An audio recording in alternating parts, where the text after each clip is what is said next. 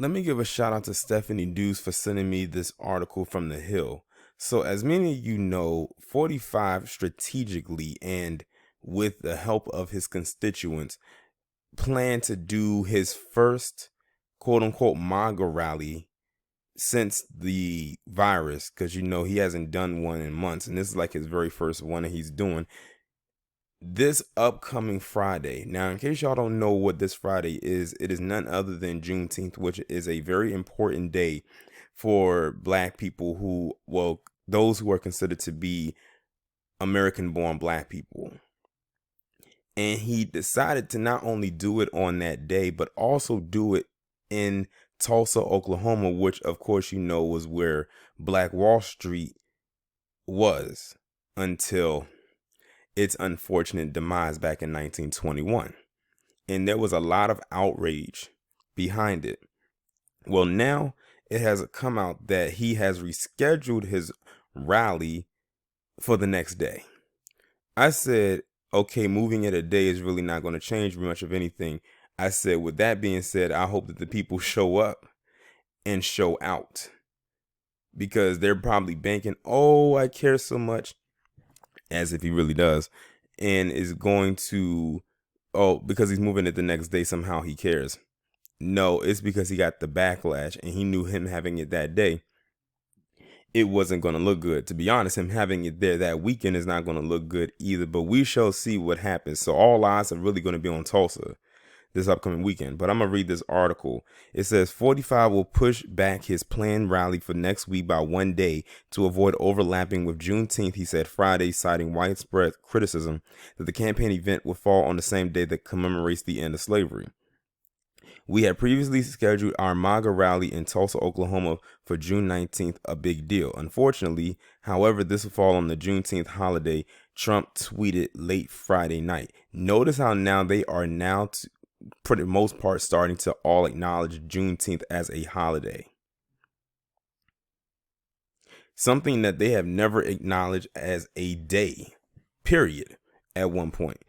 But now it's about to end up on the calendar. So I'm curious to see what it's going to look like on that 2021 when June 19th rolls around. Many of my African American friends and supporters, aka the lames and losers, have reached out to suggest that we consider changing the date out of respect for this holiday and in observance of this important occasion and all that it represents, he continued. I have therefore decided to move our rally to Saturday, June 20th, in order to honor their request.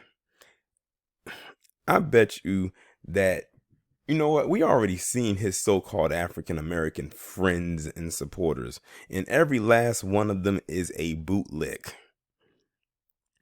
The president was scheduled to rally supporters in Tulsa, Oklahoma on June 19th in his first campaign gathering in more than 3 months amid the virus pandemic. But the timing and location of the event drew swift backlash, particularly given the ongoing unrest over police brutality and racial injustice following the death of George Floyd. The shift marked a rare instance of 45 giving in to criticism. The rally would have fallen on Juneteenth, the day that memorializes the end of slavery. The site of the rally, Tulsa, was home of a notorious instance of racial violence. Hundreds of Black people were massacred 99 years ago. This isn't just a wink to white supremacists. He's throwing them a welcome home party, Kamala Harris tweeted earlier in the week. Tulsa was the site of the worst racist violence in American history. The president's speech there on Juneteenth is a message to every Black American. More of the same, Representative Val Demings tweeted. Trump and his allies defended the timing of the rally. The president told Fox News the date was not intentional. Are you really? So you just decided that one day you were just going to come up and decide that after 3 months of not having a rally, a pep rally at that you were going to host it on June 19th in Tulsa, Oklahoma. For a group of people that claim that they know history so well, how do they not know what that day is? He and his constituents knew what they were doing. They knew what they were doing. See, what they're trying to play up is that he didn't know what the 19th was. That's what they're trying to play dumb. That's another trick they have up their sleeve. Play the dumb card. White House Press Secretary Kayleigh McEnany said Juneteenth was a meaningful day for Trump, citing his accomplishments that have benefited African Americans. Oh, get the fuck out of here. The president has endured criticism for his response to the protests stemming from the death of Floyd, who died after a police officer in Minneapolis knelt on his neck for nearly 9 minutes. Trump has condemned Floyd's death as a disgrace, but has largely avoided engaging with protesters demands for policing reform and solutions for racial inequality. He has instead focused on the need for law and order and threatened to crack down on unruly demonstrations, while administration officials have disputed that there is systemic racism in law enforcement or more broadly. You want to know what makes this even more disgusting is the fact that his bootleg supporters would follow him to the edge of the earth. Now, I have mentioned this person's name on my channel before, but I've never done a video about him, and that's Terrence K. Williams. Now, that's the one that has the mush mouth, the one that sounds like Daffy Duck and always munching on fried chicken with the grease all around. Like, he literally is the epitome of a caricature. Like, he goes out of his way to do, because he knows it grabs attention, and people, you can tell he's the type of person that doesn't mind getting talked about because he craves attention. But anyway, I had went to his page because I had clicked on the tweet that 45 had put up there, and like in typical Terrence K. Williams fashion, he retweeted it and said, "Oh, see how much our president loves African Americans. He did this for us," and he decided to put it off for the next day. How about a couple days prior to this, well, the week before, when they found out that 45 was announcing that he was going to have this rally in Tulsa, which was on the 19th. He's up there singing his praises the week before, but now all of a sudden has switched around. How much you want to bet 45 did not even talk to this fool?